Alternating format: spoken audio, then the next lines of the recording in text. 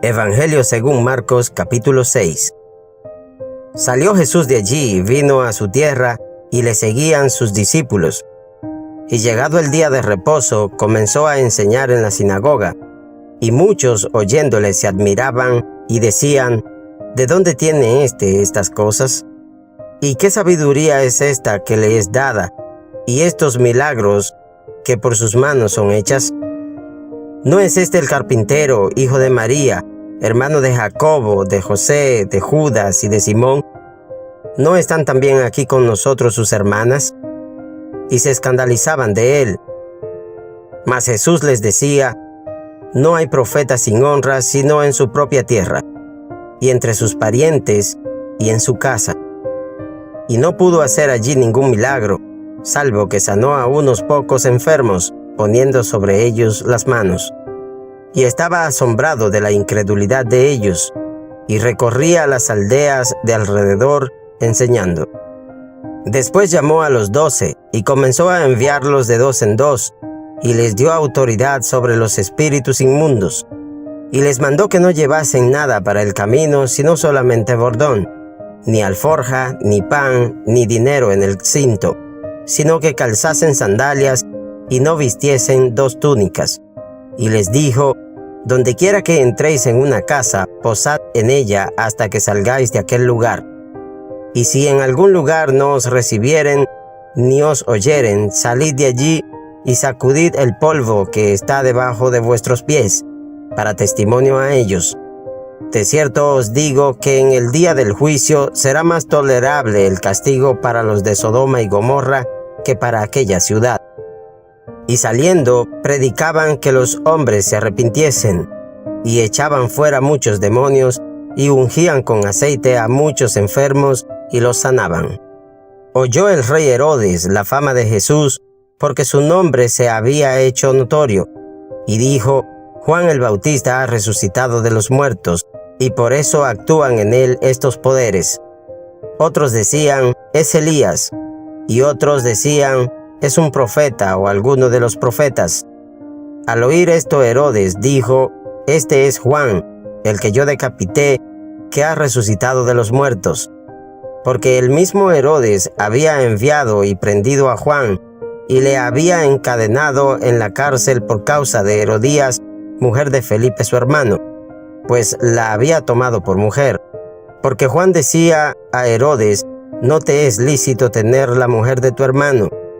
Pero Herodías le acechaba y deseaba matarle, y no podía.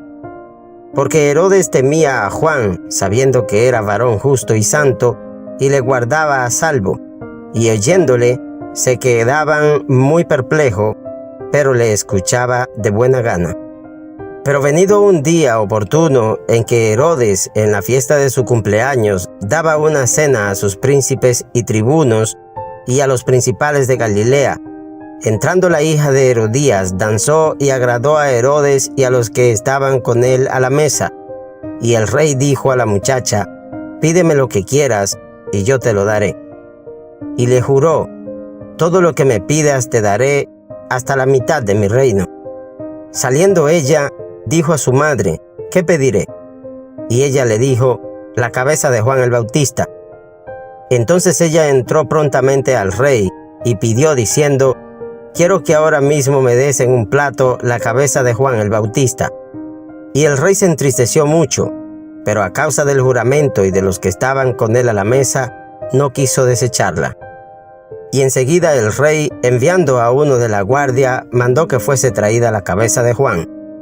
El guarda fue, le decapitó en la cárcel, y trajo su cabeza en un plato, y la dio a la muchacha, y la muchacha la dio a su madre. Cuando oyeron esto sus discípulos, vinieron y tomaron su cuerpo y lo pusieron en un sepulcro. Entonces los apóstoles se juntaron con Jesús y le contaron todo lo que habían hecho y lo que habían enseñado. Él les dijo: Venid vosotros aparte a un lugar desierto y descansad un poco, porque eran muchos los que iban y venían, de manera que ni aún tenían tiempo para comer. Y se fueron solos a una barca a un lugar desierto. Pero muchos los vieron ir y les reconocieron, y muchos fueron allá a pie desde las ciudades, y llegaron antes que ellos, y se juntaron a él. Y salió Jesús, y vio una gran multitud, y tuvo compasión de ellos, porque eran como ovejas que no tenían pastor, y comenzó a enseñarles muchas cosas. Cuando ya era muy avanzada la hora, sus discípulos se acercaron a él, diciendo: «El lugar es desierto, y la hora ya muy avanzada. Despídelos para que vayan a los campos y aldeas de alrededor, y compren pan, pues no tienen qué comer». Respondiendo él, les dijo: «Dadles vosotros de comer». Ellos le dijeron: «Que vayamos y compremos pan por 200 denarios y les demos de comer».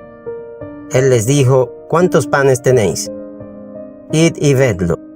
Y al saberlo, dijeron: 5 y 2 peces. Y les mandó que hiciesen recostar a todos por grupos sobre la hierba verde.